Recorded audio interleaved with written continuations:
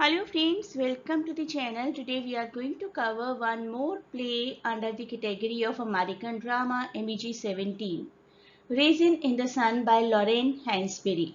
This is part of block 3, which is naturalism or realism. Before moving further, please do not forget to share and subscribe the channel. In future you will also get the PDFs of all the course of all the MEG subjects. Whenever you write anything, you should write about the writer first. This writer, born 1930 and died of a disease at the early age of 35, that is in 1965. पूरा नाम Lorraine Vivian Hansberry, American playwright थी, writer थी, was the first African American female author to have a play performed at Broadway. Best known work यही है जो हम cover कर रहे हैं आज, जो कि हाईलाइट करता है ब्लैक अमेरिकन की लाइफ को under the circumstances of racial segregation. आप में से किसी ने भी अगर हार्लेम पोइट्री पढ़ी होगी रिटन बाय लैंगस्टन ह्यूज, तो आपको ये नाम कुछ याद आ रहा होगा, raisin in the sun. Yes, the name has been taken from that poetry Harlem. Does it dry up like a raisin in the sun? इस पोइट्री में भी ब्लैक लोगों के ड्रीम की बात की जा रही थी। क्या वो ड्रीम ड्राई हो गए जैसे कि कोई रेजिन सन में ड्राई हो जाती है? That was also a very beautiful poetry and this is also a very nice play reflecting the same theme. आइए एक एक करके सभी कैरेक्टर से मिलते हैं। सबसे पहले एल्डरली कैरेक्टर लेना यंगर, जिनको कि अपने हस्बैंड की डेथ के बाद $10,000 मिलने वाले हैं और फैमिली के सभी मेंबर्स की अलग अलग एस्पिरेशंस होती हैं उस मनी को लेकर।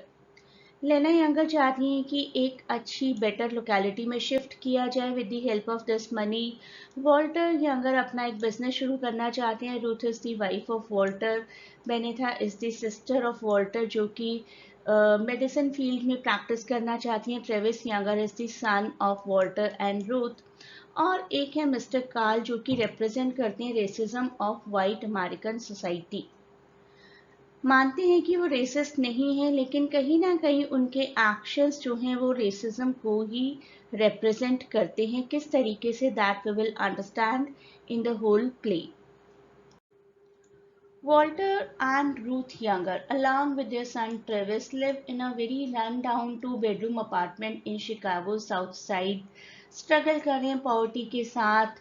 वॉल्टर एक ड्राइवर की जॉब करते हैं, लिमोजिन ड्राइवर हैं। बेली मेकिंग एंड्स मीट, बहुत ही कम ऐसा हो पाता है जब उनकी नीड्स पूरी हो जाएं एक पर्टिकुलर मंथ के लिए। While Ruth accepts their situation as contentment, Ruth practical है, उनको लगता है कि हमारी जो सिचुएशन है वो है, अब इसका कुछ नहीं किया जा सकता। हाउएवर वॉल्टर का काफ़ी एम्बिशियस प्लान है कि उनके पास बहुत वेल्थ हो। His plan involves investing in a liquor store. अपने दो दोस्तों के साथ मिलकर वो एक लिकर स्टोर खोलना चाहते हैं। विली एंड बोबो, ये उनके दोस्तों के नाम हैं जिनके साथ वो एक लिकर स्टोर खोलना चाहते हैं। ओके।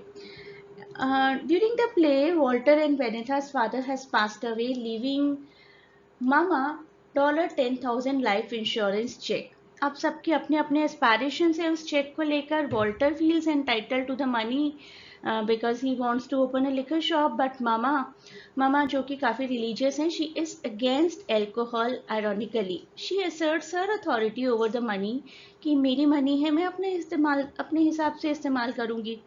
इवेंचुअली मामा डिसाइड करती हैं कि उस मनी का कुछ पोर्शन जो है डाउन पेमेंट के लिए यूज़ किया जाए इन अ बेटर लोकेलिटी जहाँ पर कि ऑल वाइट्स रहते हैं। She then somehow entrusts the remaining 6500 amount with Walter, लेकिन एक कंडीशन रख देती है कि इसमें से 3000 money will be reserve for Beneatha's education, क्योंकि वो एक डॉक्टर बनना चाहती हैं। हाउएवर वॉल्टर के इन्वेस्टमेंट प्लान जो हैं वो वेस्ट हो जाते हैं, कोलैप्स हो जाते हैं जब विली एब्सकॉन्ड हो जाते हैं with all the money, leaving the family's dreams shattered but still able to move to their new house. House के लिए तो मनी पहले ही रखी जा चुकी थी ना, तो हाउस में तो मूव कर ही सकते हैं, लेकिन मनी से रिलेटेड बाकी सभी प्लान्स शैटर हो जाते हैं। अब कॉल नाम के एक पर्सन सामने आते हैं, कॉल लिंडर। कॉल लेंडर जो कि रिप्रेजेंटेटिव हैं उस नेबरहुड प्लान के जहां पर फैमिली मूव करना चाहती हैं, कॉल के भी कुछ रेसिज्म व्यू पॉइंट्स हैं। उनको ऐसा लगता है कि एक पूरी ऑल वाइट सोसाइटी में ब्लैक फैमिली मूव करेगी, will that be good for everyone और नॉट। और इस पूरी फैमिली को एक अमाउंट देकर वहां पर आने से रोकने की कोशिश करते हैं। You can say he tries to buy them out, implying the racial tensions, you can say.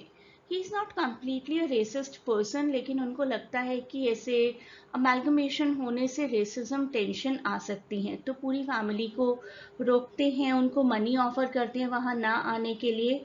Walter शुरुआत में एक्सेप्ट करना चाहते हैं ये ऑफर, लेकिन लेना एम्फेसाइज करती हैं कि we are also the same human being, और हमारी भी वही डिग्निटी, वही रिस्पेक्ट और वही एस्पायरेशंस हैं जो किसी और की हो सकती हैं। अगर किसी लोकेलिटी में वाइट्स रह सकते हैं तो हम भी रह सकते हैं।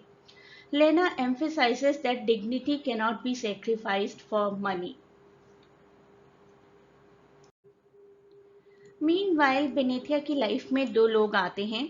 बेनेथिया की लाइफ और एस्पायरेशन थोड़ी सी चेंज हो जाती है by two contrasting people. One is George Murchison, जो कि काफ़ी वेल्दी हैं, एजुकेटेड हैं, उनके बॉयफ्रेंड हैं, लेकिन अपने अफ्रीकन हेरिटेज को डिसरिगार्ड करते हैं, पसंद नहीं करते हैं। और दूसरे हैं जोसेफ एसेगई, जो कि नाइजीरियन स्टूडेंट हैं, who encourages Beneatha to embrace to her roots, जो कि कहते हैं कि तुम जैसी हो वैसी ही बनी रहो, हम जैसे हैं वैसे ही बने रहेंगे और उसी आइडेंटिटी में अपने आप को डिग्निफाई करेंगे। Despite her initial materialistic concerns, Benetha eventually aligns with Joseph's optimistic viewpoints that preserves better opportunities for her. तो जोसेफ के साथ वो जुड़ी रहती हैं क्योंकि जोसेफ में उन्हें एक ऐसा पर्सन नजर आता है जो कि बेनेथिया को वैसे लाइक करता है जैसी वो हैं। Benetha eventually aligns with Joseph's optimistic viewpoints, and she considers even his marriage proposal and an invitation to practice medicine in Nigeria. तो बेनेथा अपनी लाइफ में मूव ऑन हो जाती हैं with a better person. Walter को इनिशियली मिस्टर कॉल का money offer बड़ा ही अच्छा लग रहा था, but later on he undergoes a transformation, rejecting any buyout offers and affirming his family's pride and determination to thrive in their new neighborhood.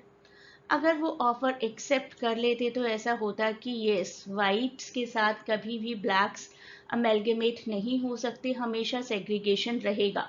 लेकिन वो अपने आप को ब्लैक या वाइट से बिल्कुल दूर ले जाकर देखते हैं कि I am a human being, अगर किसी प्लेस पर वाइट्स रह सकते हैं तो मैं भी रह सकता हूँ। He does not accept any offer from mister Call, rejecting Call's buyout offer and affirming his family's pride and determination to go to their new neighborhood. तो प्ले कंक्लूड हो जाता है इसके साथ ही। The play concludes with the Youngers preparing to move into their new home, facing an uncertain future. Open ending है, लेकिन कहीं ना कहीं एक हिंट दिया गया है कि ब्लैक और वाइट के सेग्रीगेशन का टाइम अब खत्म होने वाला है। अब देखिए थीम क्या है यहाँ पर, ड्रीम एंड एस्पायरेशन। हर कैरेक्टर का अपना अपना अलग अलग ड्रीम है, अपने अपने पर्सनल एस्पायरेशंस है। वॉल्टर का ड्रीम है वेल्दी बनना है, उन्हें फाइनेंशियल इंडिपेंडेंस लानी है because of with the help of a business venture. Beneatha का एस्पायरेशन है to become a doctor and she struggles with her identity and heritage along the way. एक ब्लैक डॉक्टर से शायद कोई वाइट पेशेंट अपना इलाज करवाना पसंद ना करे, ऐसा भी हो सकता था उन दिनों, लेकिन फिर भी एक ब्लैक पर्सन के एस्पायरेशंस हैं कि उसे डॉक्टर बनना है। Lena dreams of owning a house where her family can thrive despite the racial and financial barriers they face. तो उनको एक ऐसी लोकेलिटी में रहना है जहाँ पर रहते हुए उन्हें ये याद ना दिलाया जाए कि यू आर ब्लैक और यू आर वाइट, और वाइट और ब्लैक एक दूसरे के साथ मिंगल नहीं हो सकते। वो चाहती हैं कि ये रेशियल सेग्रीगेशन खत्म हो, हमें भी वही सभी राइट्स हो जो so called rights at present whites को हैं।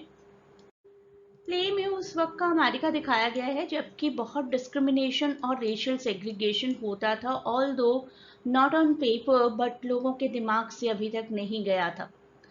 The younger family's decision to move into a predominantly white neighborhood and the community's reaction to their presence highlight the systematic racism and prejudice of the time. उस time पर सब लोगों को, चाहे वो white है चाहे वो ब्लैक है, वाइट्स को कैसा फील होता था अगर उन्हें ब्लैक्स के साथ अमेलगमेट होना पड़ रहा है, और ब्लैक्स को कैसा फील होता था अगर इस तरीके की ट्रीटमेंट उन्हें दी जाती है। सारी फीलिंग्स को मिक्स करके बहुत ही अच्छे से राइटर ने दिखाया है। The offer to buy them out reflects the challenges African Americans faced in assessing better living conditions. अगर वो better living conditions की तरफ जाना भी चाहते हैं ना, तो भी किस तरीके से उन्हें रोका जाता है by the rest of the society, वो भी इस प्ले में दिखाया गया है। ये प्ले नेचुरलिज्म का बहुत ही अच्छा एग्जाम्पल है। नेचुरलिज्म क्या होता है? It often portrays characters as being heavily influenced by the social and economic environment. अपने आसपास के एनवायरनमेंट से कैरेक्टर्स को इन्फ्लुएंस होते हुए दिखाया जाता है। In Raisin in the Sun, the younger family lives in a cramped apartment in a poor neighborhood, and their limited financial means greatly impact their aspirations and decisions. माना जाता था कि एक ब्लैक फैमिली जो है ना, वो तो डिटीरियोरेटेड कंडीशन में ही रहेगी, और शुरू में उन सब ने वही स्टेटस एक्सेप्ट भी किया। The play explores how systematic racism and economic inequality constrain the characters' opportunities and shape their lives. हम इन सभी क्वेश्चंस को पीडीएफ में बहुत डिटेल में भी कवर करेंगे। मेरा इनिशियल पर्पस था आप लोगों को प्ले से एक्वेंटेड करवाना। अब आप लोग सारे प्ले से परिचित हो जाएंगे धीरे धीरे, then you can go for PDF also. Marxism देखिए किस तरीके से दिखाया गया। मार्क्सिज्म क्या होता है? मार्क्सिज्म एक कॉन्फ्लिक्ट है between the so called high classes and so called lower classes. उनके बीच का एक स्ट्रगल, उनके बीच का एक टग वॉर, वही यहाँ पर भी दिखाया गया। Marxism highlights the conflict between different social classes as a driving force in a society. In raisin in the sun, younger family को दिखाया गया एक ऐसी अफ्रीकन फैमिली शिकागो की 1950s की, जो कि इकोनॉमिक हार्डशिप और स्ट्रगल को फेस करती है और अपनी सोशल स्टैंडिंग को इम्प्रूव करना चाहती है। तो जब कभी भी किसी भी नॉवल में एक सोशल स्टैंडिंग की स्ट्रगल दिखाई जाती है between the riches and the poors, that is actually Marxism. यही मार्क्सिज्म आपको ग्रेट गैट्सबी में भी देखने को मिलेगा, और बहुत से और भी ऐसे नॉवेल्स हैं जो आप एज एन एग्जाम्पल यूज कर सकते हैं। जब मैं आपको पीडीएफ कवर करवाऊंगी तब मैं आपको और एग्जाम्पल्स के थ्रू और पॉइंट्स के थ्रू भी ये सब कुछ डिटेल में करवाऊंगी। अभी आप बेसिक समझ लीजिए। So this family portrayed as working class individuals striving for a better life, and amidst systematic barriers and racial discrimination, they want to improve their social standing. July onwards में live session भी शुरू कर दूंगी। अभी तक चलते ही आ रहे हैं, बहुत सालों से मैं एमईजी सब्जेक्ट्स पढ़ा रही हूँ। तो आप में से कोई अगर लाइव सेशंस ज्वाइन करना चाहता है, they can join it with me. अगर लाइव सेशन ज्वाइन नहीं कर सकते हैं, then watch the related videos, और हर सब्जेक्ट के कुछ इंपॉर्टेंट क्वेश्चंस की पीडीएफ में प्रोवाइड कर दूंगी। उसकी हेल्प से आप लोग पढ़ सकते हैं। पीडीएफ कैसे ग्रैब कर पाएंगे, that link is given in description. So thanks for watching. Best of luck for exams, and please do not forget to share and subscribe the channel. सबसे बेटर ऑप्शन तो होता है अगर आप लाइव क्लासेस में मेरे साथ डिस्कशन करें, क्योंकि मेरी क्लासेस कभी भी लेक्चर बेस्ड नहीं होती हैं। जिसने भी कभी मेरी क्लासेस अटेंड की हैं, दे विल से कि मैं लेक्चर पॉइंट ऑफ व्यू से कभी नहीं पढ़ाती कि मैं बोलती रही हूँ आप सुनते रहें। मैं सभी को इन्वॉल्व करने की पूरी कोशिश करती हूँ, जिससे बहुत अच्छी अंडरस्टैंडिंग रहती है सभी स्टूडेंट्स की।